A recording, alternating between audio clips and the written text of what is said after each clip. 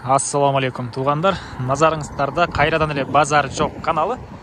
Мен бүгін Бишкек шаарынын түндүк тарабы Достук же болбосо Көк Дарак айылында турам туғандар. Кече деле ушул айылдан бир сатылуучу времянка тарткан болчумун. Бүгүн дагы ушул жерден бир сатылуучу үй тартып жатам туғандар. Биринчи жолу сиздерге азыр баруу жолун түшүндүрөйүн. Сиздер бул айылга келүү үчүн Бишкек шаарынан Фуча көчөсү менен түз түндүктү карай аэропортто тарап карай келе бересиздер. Келип жатып биринчи көпүрөнү өтөсүздөр, кийин экинчи көпүрөгө жетесиздер туғандар.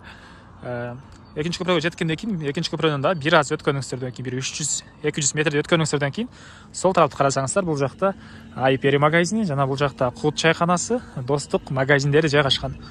Ушул Айпери жана Достук магазинин ортосундагы чоң центральный көчө менен батышты карай 500 метрдей басып барсаңыздар, 500-600 метрдей сатылуучу үй оң тарапта жайгашкан. Видеонун аягына чейин күзөтүп турсаңыздар, азыр видеонун жүрүшүндө калган маалыматтарды берем туғандар. Сиздер лайктан басып, өз оюңуздарды комментарийге жазып туруңуздар.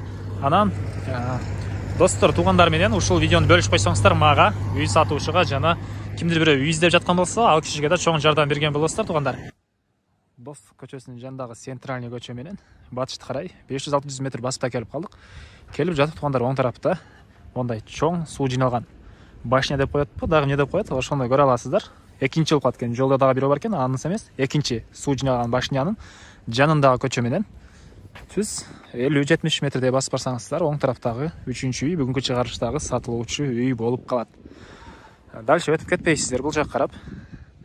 Мына ушул суу жиналган башнянын жанындагы көчө менен түз түндүктү карай бара бересиздер. Көчөнүн аты Ромашка экен туғандар. Мынакей туғандар. Келүү жолун көргөзгөнчө сатылуучу үйгө да жетип келип калдым. Бул мына көчө тараптан көрүнүшү. Блок менен тосулган көчө тараптан. Негизги кирүүчү дарбазасы үйдүн эң түндүк тарабында орнотулуптур. Мына көрүп турганыңыздардай ворота орнотулган. Анан свет, суу бар экен. Мектеп азыркы учурда бул айылга проект түшүп жер ажыратылган дейт үй ээси. Азыркы учурда балдар кошуна айылга Манас айылына барышат. Андан ары частный садик бар экен, мечиттер бар экен туғандар. Андан ары бул үйдүн алды тараптан көрүнүшү, короосунун көрүнүшү туғандар. Сиздерге биринчи мындай бул жакта тосулган блокту да көргөзө кетейин. Бул жагы деле үйдүн түндүк тарабы деле песка блок менен тосулган.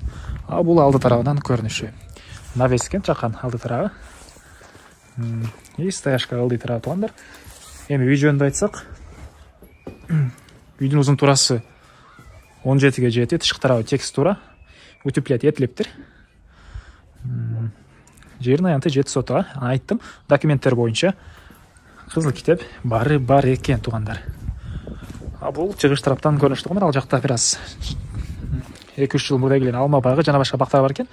Алар жөнүндө азыр үйдүн ички тарабын көргөзүп, андан соң бул жактагы маалыматтарды да берем туғандар. Сиздерге үйдүн ички тарабын көргөзөйүн.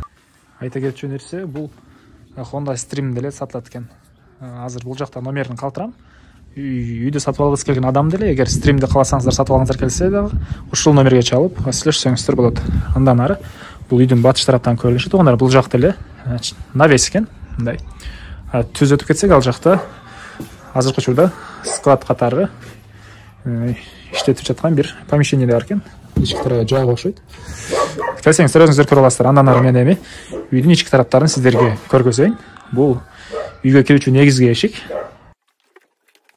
Киргенде кухня жайгашкан туғандар. Узун турасы 2,5 7 экен. Дуалдары шпаклевка, потолок пластика, пол ылдый тараптан утеплять этилип, өйдө тарабына стяжка куюлуп, анан линолеум салыныптыр. Андан ары киргенде эле ушул кухнянын ушундай жеринде, ушундай бурчунда паровой отоплениянын топкасы жайгашкан. Көмүр менен иштейт экен. Андан ары түндүк тараптан бир терезе орнотулуптур кухняга. Ушул эле жерден оң тарапка кайрылсак, мындай коридор жайгашкан. Бул коридордон биз бул жакта 2 бөлмөгө жана бул жакта 1 бөлмөгө, анан душка да өтүп кетип атат экенбиз. Азыр сиздерге биринчи болуп оң тараптагы бөлмөлөрдү көргөзөйүн. Коридордун өзү полу жыгачтан болгон пол, дуалдары шпаклевка, потолок, гипсокартон экен. Андан ары оң тарапка кирсек, бул жакта мындай бөлмө жайгашыптыр. Батыш тараптан пластик терезе орнотулган. Паровой отоплениянын батареялары орнотулуптур.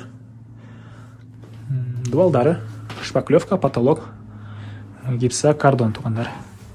Андан ары ушул эле жерден мону арка деп койчу эле, ушундай жерден өтсөк, бул жакта бир мондай узун турасы 3 чети болгон квадрат бөлмө жайгаштыр. Дуалдары шпаклевка, пол жыгачтан болгон пол, потолок гипсокартон туугандар.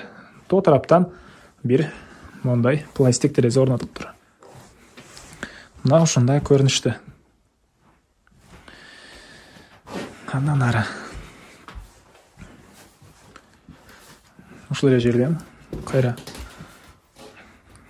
түз кирсек, коридор менен дагы бир бөлмө жайгашкан. Дуалдары шпаклевка экен, бул бөлмөнүкү деле потолок пластика, пол жыгачтан болгон пол. Чыгыш тараптан бир пластик терезе орнотулуптур.